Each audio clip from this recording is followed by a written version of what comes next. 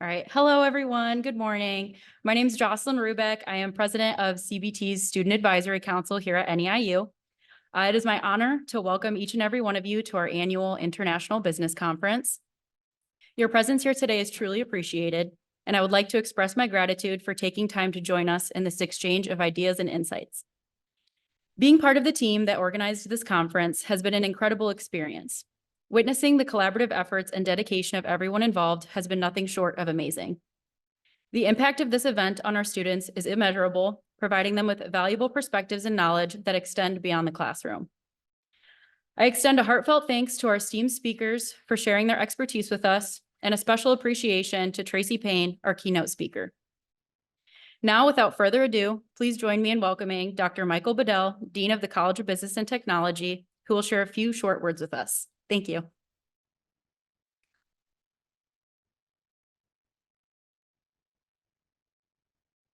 Good morning, everybody. Glad to see you're here skipping classes. Sorry. I'm delighted to be here this morning with y'all. As mentioned, I'm Mike Bedell. I'm Dean of the College of Business and Technology.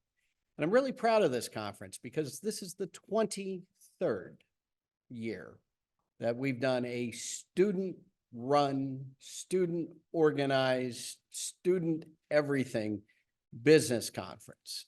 And it's taken various themes over the years as it's evolved.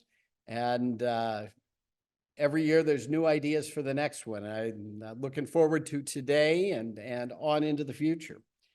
You know, the whole student run, student organized, et cetera. I mean, what better way to take your business and tech education and apply it? You know, this is a great way to practice. There's a ton of logistics involved.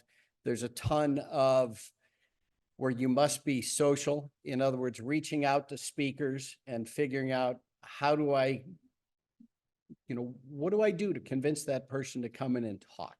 That's something that, oftentimes we hear our students aren't prepared to do, but, here's one more opportunity where they can practice. And so I just love this conference for that value that it adds to our students each year. I guess the other thing I need to do is take a moment and introduce a good friend, our interim president, Dr. Katrina Bell-Jordan. Her bio is in the program, so I'm not going to read it to you. But suffice it to say, she's been at NEIU for a long time. She loves NEIU like we all do. And she's been a great supporter and a great partner, whether department chair, dean, I guess associate dean, and now interim president. She's been a great supporter of the college, and we thank her for that. So without taking too much more time, I will simply introduce my good friend, Dr. Katrina Bell-Jordan, and ask her to come up and give the opening remarks.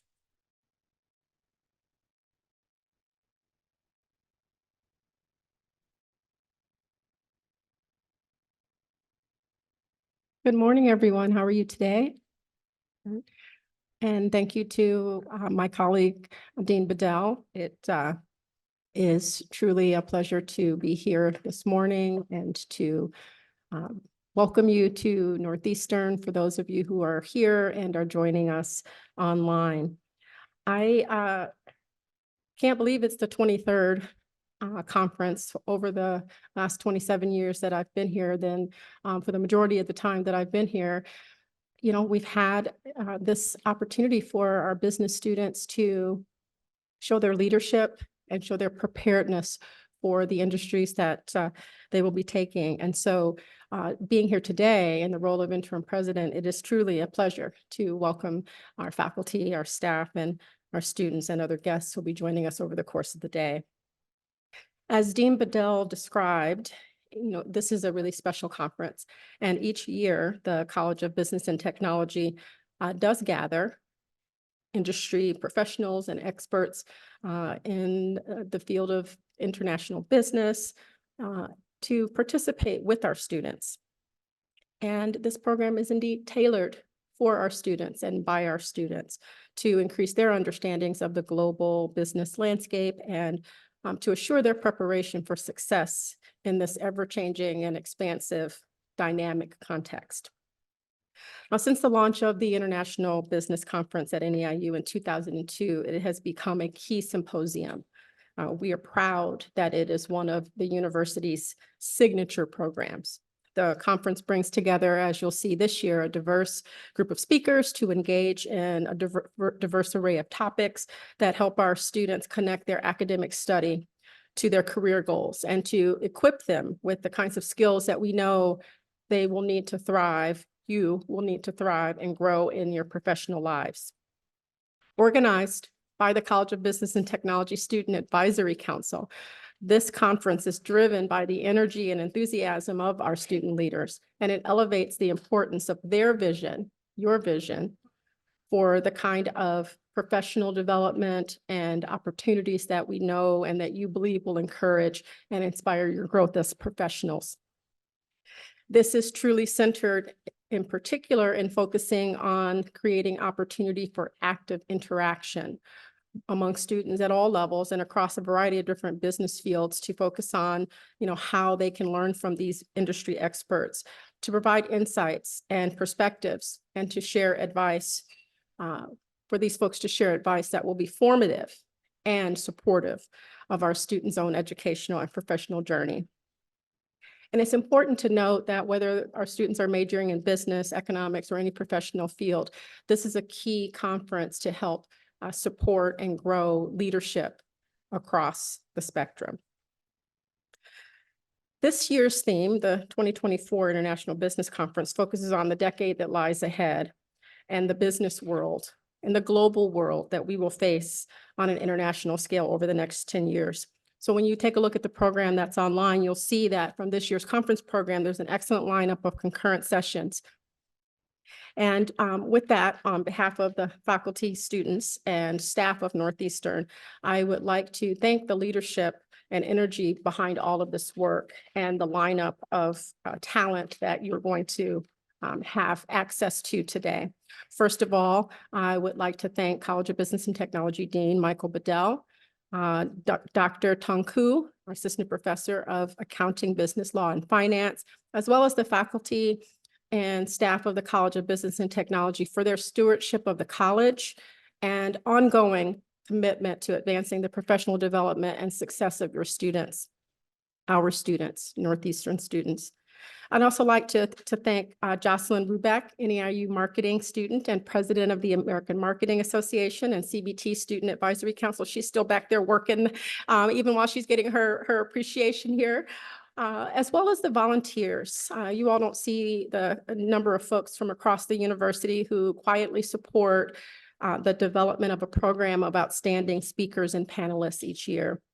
And it's their contributions that make the conference a success as well. As a point of not just college privilege, but personal privilege, as a former mentor and friend of mine as well, I'd like to offer special recognition to the late Durwood Huffler, Distinguished Professor Emeritus of Marketing and Management in the College of Business and Technology, who helped create the annual International Business Conference and served as its advisor until 2017. So with that said, I will wrap up my greetings, and at some point I will return to introduce our speaker is here. Wonderful. So with that said, I am very pleased to introduce today's keynote speaker. Thank you for the note for our International Business Conference. Remember, this is going to be the first of what I expect to be a terrific lineup. Ms. Tracey Payne currently serves as Chief Administration Officer and Managing Deputy Commissioner for the Chicago Department of Aviation, where she manages the areas of finance, human resources, capital finance, government and policy, and workforce development.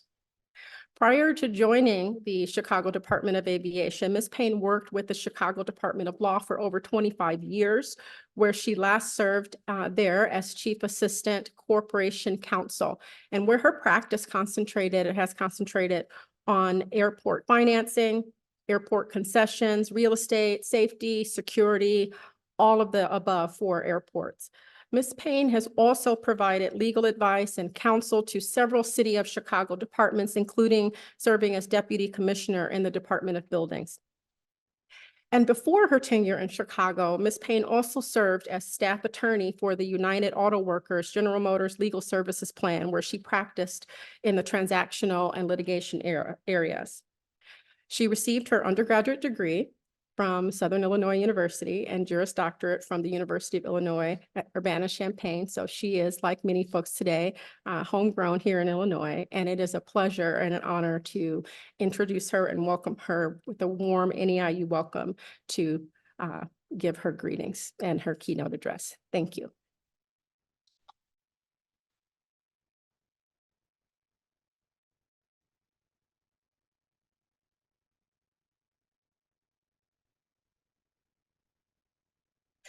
Okay, good morning. As already stated, I am Tracey Payne, and I proudly serve as the Chief Administrative Officer for the Chicago Department of Aviation, or CDA, as we like to say for short. So you'll hear me say a lot CDA today, as we always say. On behalf of Mayor Johnson and my Commissioner, Jamie Ree, thank you so much for having me here today to share more about myself and my role with the Chicago Department of Aviation, and also to highlight the wonderful things happening at our airports and opportunities. I want to talk to you today about thinking globally, acting locally, or think globally, but act locally. But I'm going to do it from a different sort of way than you probably thought I would. So I'm going to come back to that in a moment. But first, I'm going to talk a little bit about me, a little bit about the Chicago Department of Aviation, and then I'm going to talk about what I want to leave you with. As stated before, I was born and raised on the south side of the city until I moved downstate, where I attended SIU in Carbondale. Graduating from there, I went to the U of I. So I basically stayed in Illinois my whole life. But from my experiences and my work experiences, although I've stayed locally, I've been able to touch the world globally through things that I've done and opportunities that I've had. Since coming back to Chicago, I have been deeply committed to my role as a public servant. I got my start with the Chicago Department of Law, where I worked for more than 25 years, starting first in the branch courts, prosecuting cases like drinking on the public way, having your dog without a leash, and other things, baby food, contaminated baby food, prices not on items. So what may have started off what I thought was small, but if you stay with something long enough and you take that opportunity, it can turn into something bigger. So that's what I want to talk about when I'm talking about think globally, act locally. You start small and you never know where you're going to end up, but don't take for granted the small. Don't look down on that small. So I started with their branch courts every day. I had gotten out of law school thinking I'm going to be doing these big high profile cases, and I'm prosecuting people for not having their dog on a leash or baby food, but it got better. But I needed that experience to take me to where I am today. I now want to talk about at O'Hare. So at O'Hare, every day, I have a staff I manage that report up to me, about 105 people. I do HR, I'm over the warehouse, I'm over workforce development, our finance division, capital finance division, which includes our O&M account, our capital accounts. We're out in the communities with our workforce, our entire HR division. We have about 1,600 plus employees for the Chicago Department of Aviation. So at O'Hare, where I spend a lot of my time, but I also am the same managing deputy commissioner for Midway, we are 2 airports, 1 system, 1 city with 2 airports, but we control both of those airports. O'Hare connects travelers to 219 destinations on 46 different airlines, and Midway passengers can stop in about 85 different places on 7 different airlines. like airports around the world, we took a big hit during COVID-19, during the pandemic, but we are seeing upward trends and even passing and surpassing some of our pre-pandemic levels. Through November of 2023, 20.4 million passengers have traveled through Midway and O'Hare, which is 7% higher than pre-pandemic levels. I'm sorry, 20.4 through Midway and 67.8 through O'Hare, which again is an uptick from our pre-pandemic levels. So we are very happy to be back on that trend, and we're hoping for a full recovery by the end of the year. With the return of certain segments like domestic business travel took a big hit during the pandemic, and that has not recovered yet. Now that we're all used to Zoom and all of that, we don't necessarily have to go anywhere anymore. So business travel has taken a bigger hit than anything. And key international markets like mainland China, which we are hoping for a full recovery by the end of the year. I know this is a lot to take in at this point, but Chicago's airports serve more than 250,000 passengers every single day, which is equivalent to the number of spectators at the Indianapolis Speedway, so that it holds. Speaking of passengers, slide 3. I'll quickly outline some of the new destinations that travelers can now schedule trips to. On the domestic side, Midway now has service to Provo and to a new route to the Rockies with nonstop service to Boise, Idaho.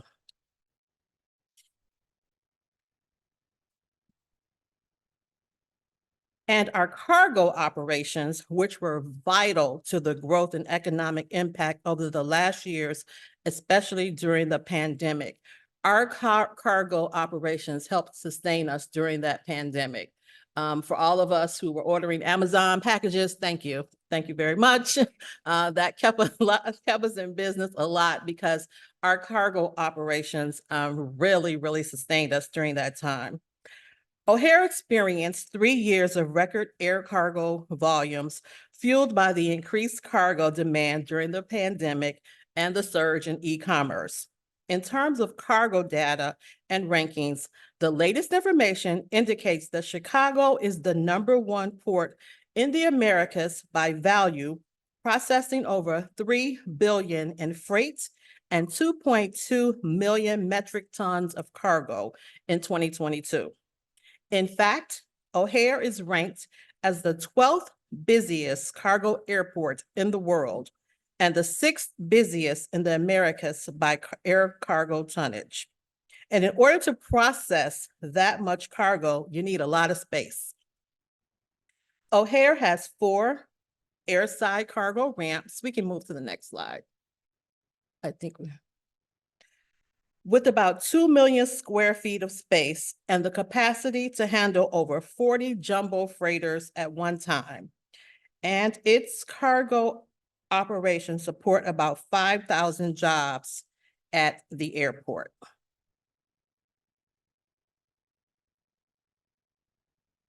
Next slide.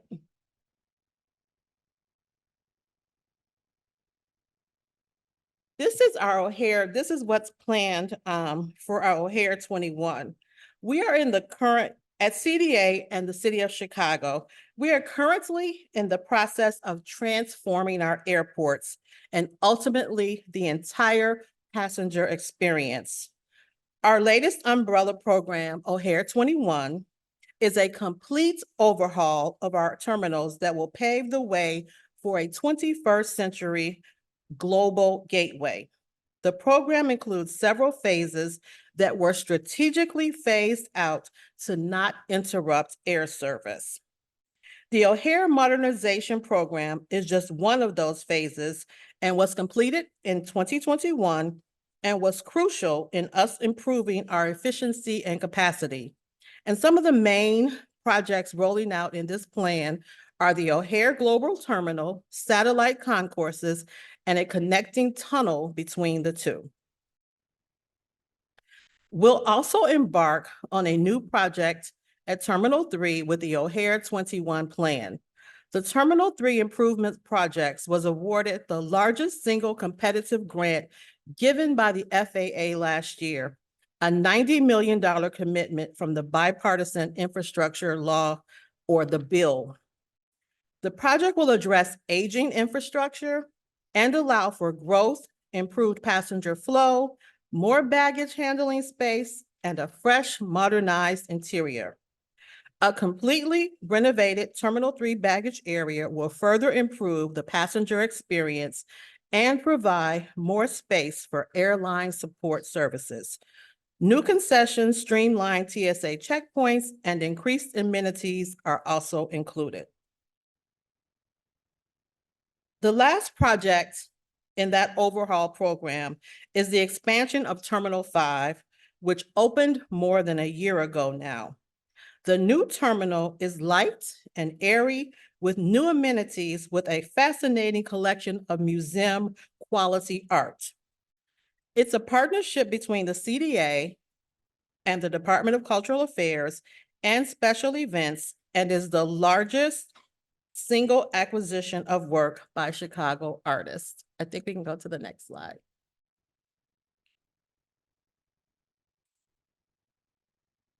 I'm going to pause right here and talk about this slide. This is one of our favorite slides that anytime someone gives a speech about O'Hare, we talk about this slide. If you will look at this slide on my left, this was how O'Hare looked in 2021. You see the intersecting runways, and it was a lot of congestion, and only 1 or 2 planes could take off at a time. So there's a saying in Chicago that if our airports catch a cold, the rest of the world catches the flu. What we do here in Chicago affects every other local, regional, and globally situated airport. So when you're sometimes on your flights and you're in a city, not necessarily in Chicago, but you're sitting in the airport and they tell you your plane is going to be delayed, and you're looking out and it looks great, it's sunny, there's no reason. It's nothing necessarily to do with where you are. It's because of where either your plane is coming from. It could be Chicago. Chicago is that much of an important part of the world and the globalness of the airports, that if something happens in Chicago, it affects the rest of the world. So that's our saying. If we get a cold, everybody else could get the flu or pneumonia, because we have that much connectivity, and Chicago is just that important to the rest of the world. So in order to help with that, that congestion, we took on this program, this 20-year program. As you see, we moved runways. We went from these intersecting runways where only 1 airplane could take off at a time to where we are now. We have 6 runways. We are probably one of the only airports in the world that could actually take off or land 6 airplanes at the same time. And that's this last one. It has changed the way the world operates because, again, the connectivity, the airplanes, we're now able to land. We have planes landing every 3 minutes. So just because of that change, but it's the 20-year process. Again, we started small, and I mean small being we were operating that for a while, and then we grew. Things take time. When you're thinking globally, but acting locally, I want to talk about that. When I look at that, I'm thinking of think big, but sometimes you have to start small. So that plan was in the works if it took 20 years to build, I'm sure it was in the works for 20 additional years, because things take a while with government in Chicago. So I'm sure it didn't happen overnight, but we eventually got there. So that's one of our favorite slides that we like to show what the progress is and what just a little patience can do, but it has made a world of difference. Next slide.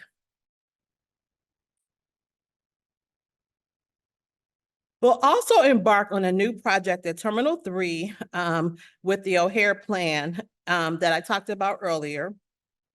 The last project, again, was the expansion of Terminal 5. The new terminal is light, it's airy, with new amenities and a fascinating collection of art. Can we go to the next slide? I think that's the next slide. Keep going. In partnership, again, as I stated with DCASE, our artwork at that terminal, you need to come and see it if for no other reason. The artwork creates a welcoming environment, bless you, of environment for international travelers while giving visitors a new glimpse of the essence and diversity of our city. Through the program, we built a new security pavilion, which made way for a streamlined single checkpoint area. We also improved the parking garage to offer electric vehicle charging stations, upgraded elevators, and additional accessible features. In addition to renovating interior spaces, replacing escalators, and implementing new wayfinding signage and energy-efficient lighting, last year, we joined Chicago Mayor Johnson to celebrate with Chicago Mayor Brandon Johnson to celebrate the final phase of that program, which was the modernization of our concession areas.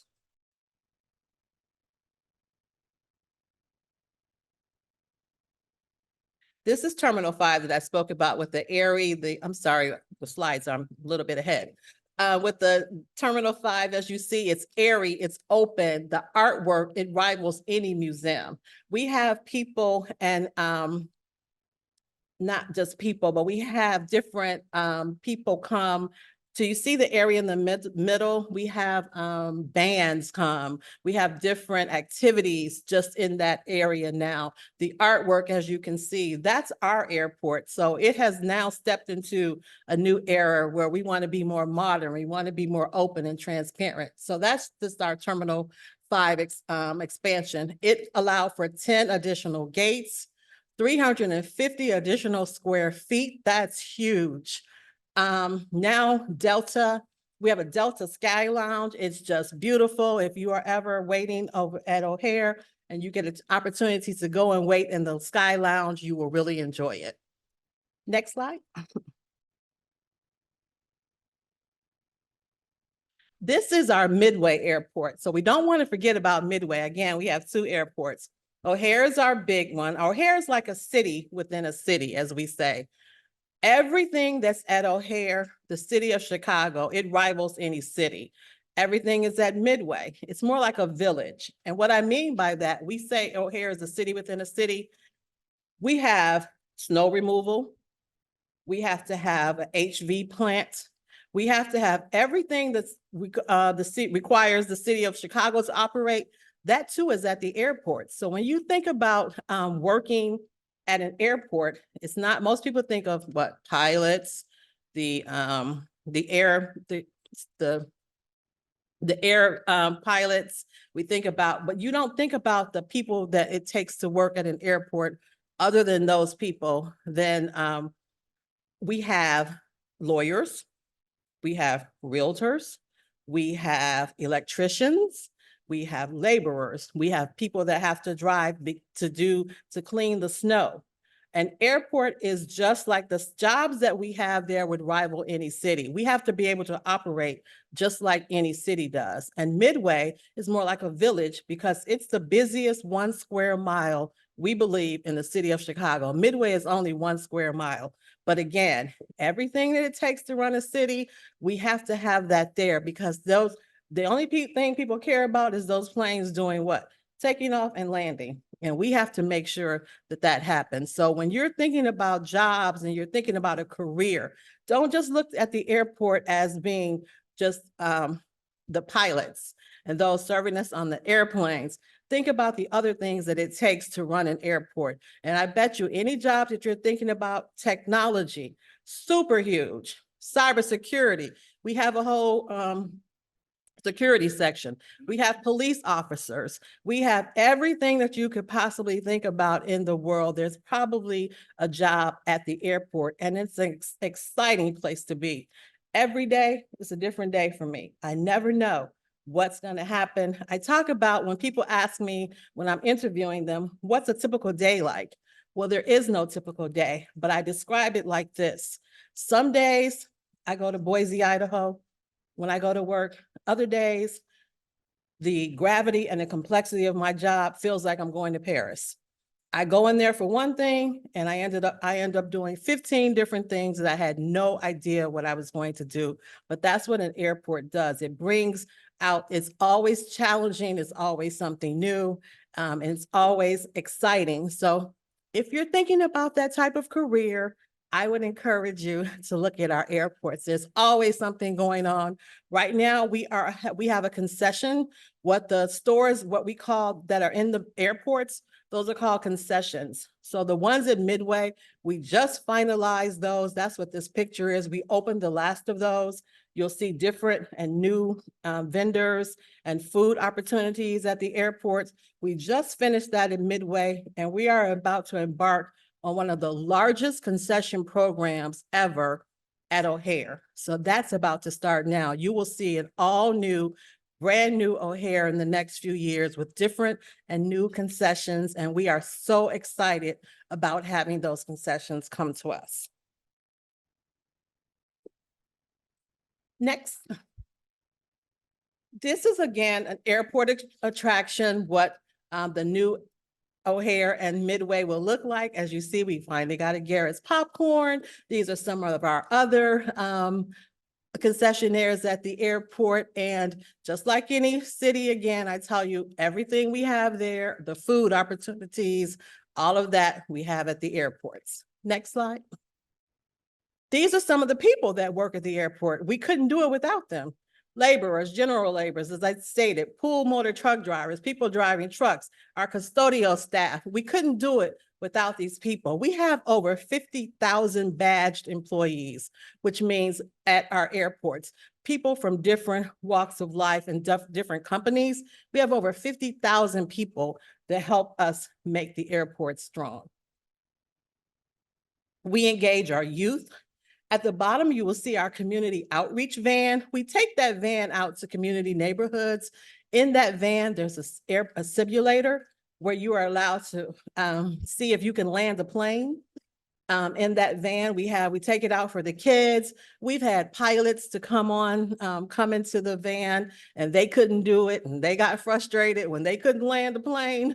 It's kind of scary, but they couldn't. So we've had, it's a lot of fun. If you ever see the van, we take that out to encourage children as young as 3 to start thinking about a career at the airport. We have a coloring book for children. We want people to no longer say A is for apple. We want them to say A is for airport. And so we're trying to engage our children and expose them at a young age to the airport. We take on interns every year. We just had our internship program closed for this year. We had over 800 people look at the application for an intern with the city. We had several hundred to apply. So we are excited about our internship program. We take it very seriously about getting people exposed and engaged at the airports, because the next generation, we need to bring them up and expose them to the airport. Next slide. Now here's what I want to talk about. So there's a saying that says, all politics is local. And you think about, well, what does that mean? No, there's Washington, D.C. That's not local, that's federal. No, everything, and what I want to leave with you today starts at home. You would think even your politicians in D.C., they have to have their base at home. That's how they're most effective, is having their base at home. So all politics is local. How does that relate to you? I want you to think about when you're thinking about doing big things and you have big dreams, which is great, and that's what we want you to do, but you have to most likely start small. Don't overlook anything in your path right now for your dream. You want to be the CEO of a company and they start you in the mailroom, that's okay. You need to know where the mail is. One day you may be the CEO, but that's okay.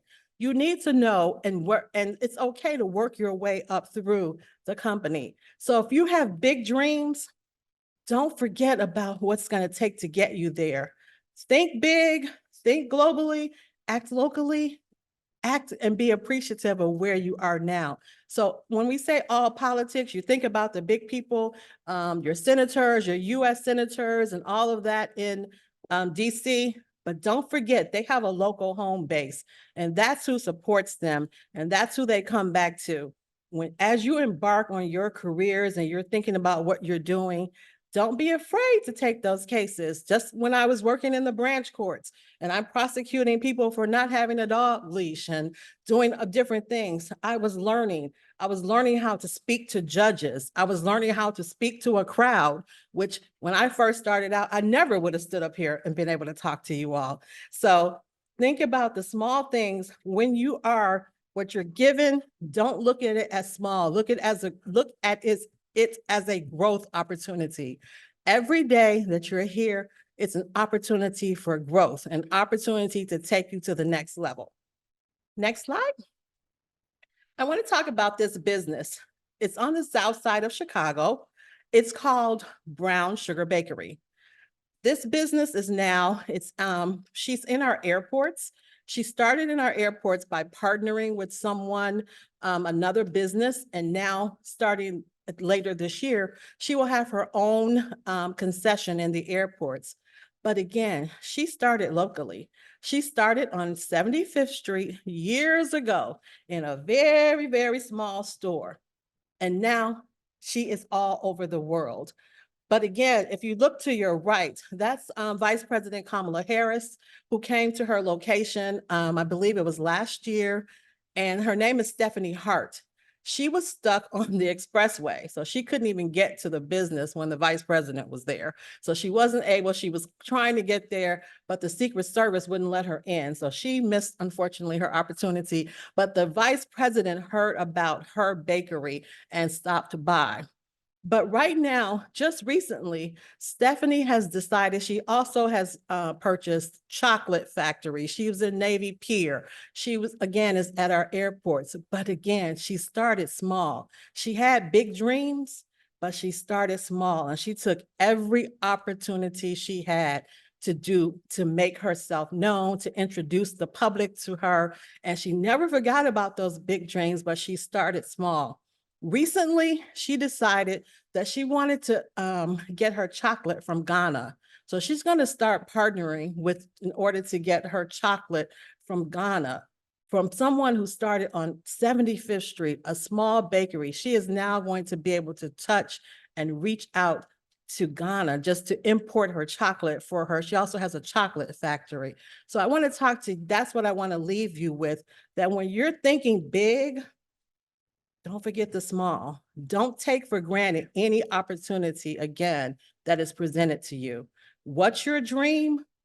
What is it going to take to get there? Write it down, but don't forget the steps that it's going to take to get you there. There are going to be some steps. You just don't wake up one day, most likely, and you're the CEO of a company. It doesn't happen for the most part. You generally work your way up, what you may think of as small or local. And that's what I often tell people when I'm talking to them at work and I'm giving an idea and they come in way up here. I often make a joke like, bring it down. Think local. Stay local with me. Stay local. Stay focused. I look at local as being focused. Stay focused until I need you to go high and higher, but stay focused and stay with me. So I want to leave you with that. I think that's the last slide. Is that the last slide? Yeah, this is Stephanie, what she's now doing. That's just another slide. Think globally, act locally, keep your dreams in front of you, but don't forget the things that it's going to take to get you there. Thank you for listening to me today and for having me. If there are any questions, I certainly will be happy to answer. If not, thank you again.